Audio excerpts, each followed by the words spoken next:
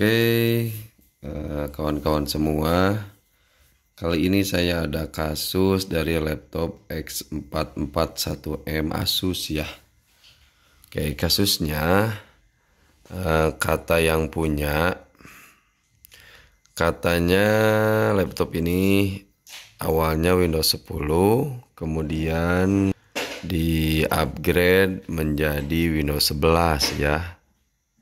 Katanya alasan upgrade-nya kenapa? Karena ingin menggunakan SSD karena cukup lemot ya.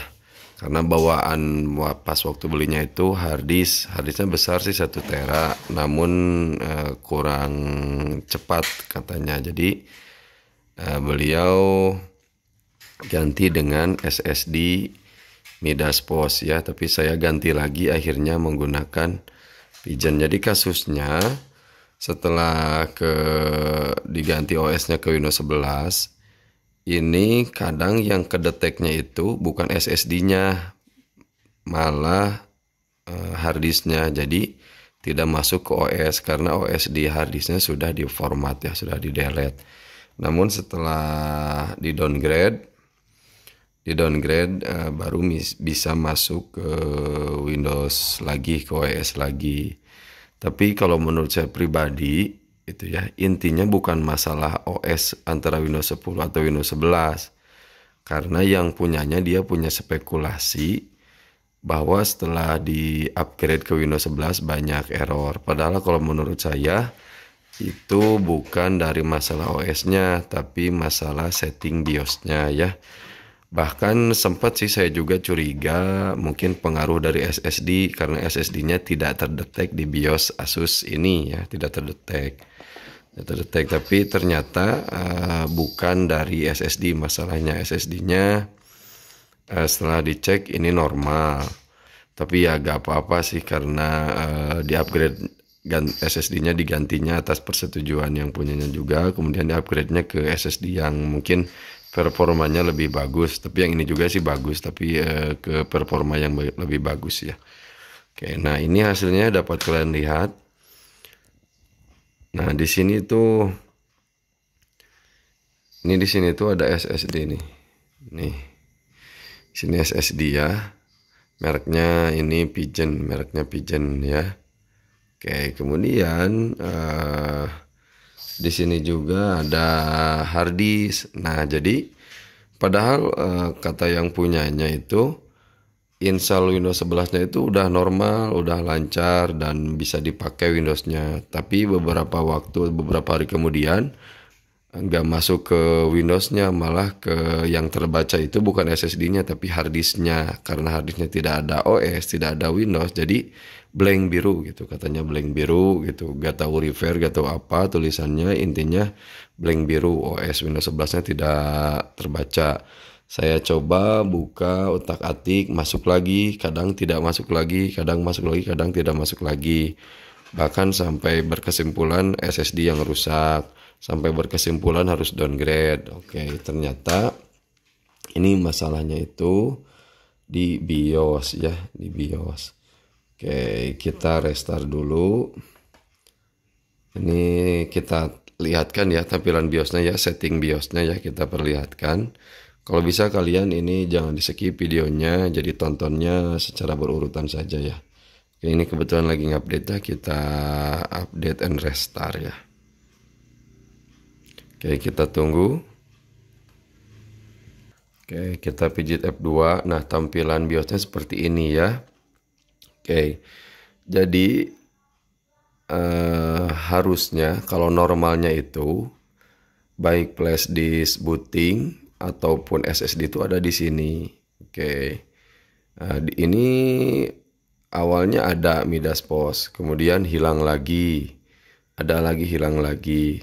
Ternyata terdeteksinya di sini ya. Ini ada tulisan, tapi ini sudah digantikan SSD-nya ya, SSD-nya. Nah ini kalau diklik kanan, ini harddisk yang kedeteknya 1 tera ya. Oke. Nah coba, nah biasanya kalau ada di sini, misalnya di sini ada SSD, ada harddisk. Biasanya saya klik kiri, tahan, geser ke atas biar bootingnya priority, karena yang di atas itu adalah yang Tapi walaupun sudah priority, kemudian ini saya sudah coba pakai beberapa cara, seperti katanya ada yang komen harus harus membuat password admin. Nggak ngaruh juga, saya hapus lagi password admin BIOS-nya. Nah, coba ini kita langsung masuk ke advance mode ya. Advance mode. Oke, ini tampilan advance mode. Ini bootingnya. Nah, dapat kalian lihat kan? Ini di sini juga sebenarnya ada keanehan ya. Ada keanehannya itu tidak terdetek ini SSD-nya, yang kedetek itu cuman hard disk ya. Oke, tapi saya tidak mau menarik kesimpulan bahwa laptop atau BIOS-nya rusak. Saya nggak mau menarik kesimpulan. Oke, saya udah di advance, di SATA konfigurasi udah HCI ya. Tapi masih tetap saja tidak mau masuk ke OS dari SSD. Kemudian sudah coba juga awal-awal SSD-nya masih kedetek ya awal-awal. Jadi SSD Midas Sports yang ini saya ke atasin ke urutan yang paling pertama. Namun juga masih tidak bisa masuk ke booting Windows-nya ya. Oke, sampai akhirnya diinstal ulang, downgrade ke Windows 10, bahkan sampai ganti SSD. Ternyata untuk kasus yang sama, apabila ada yang sama seperti saya itu, ini ternyata saya coba fastbootnya itu bukan enable tapi disable. Kenapa saya otak-atik? Karena kan tadi SATA sudah HCI ya. Kemudian di secure bootnya juga sudah disable. Kebanyakan kan tutorial-tutorial yang lain itu mengarahnya ke advance, ke SATA HCI. Kemudian ke secure bootnya itu disable. Saya sudah HCI dan sudah security disable. Tapi ternyata setelah dicoba-coba, ternyata setelah fast bootnya itu di disable, yang namanya enable, sekarang bisa masuk ke boot Windows-nya gitu ya. Jadi bisa masuk walaupun ada kejanggalan ya. Di sini tidak terdetek SSD-nya. Kemudian di sini juga SSD-nya tidak terdetek ya, hanya terdeteknya di sini saja. Ya tidak apa-apa sih, intinya pas bootnya setelah saya disablekan bisa berjalan dengan normal ya. Oke, untuk buktinya kita langsung saja ya, kita kita escape, kemudian oke. Ini buktinya ya.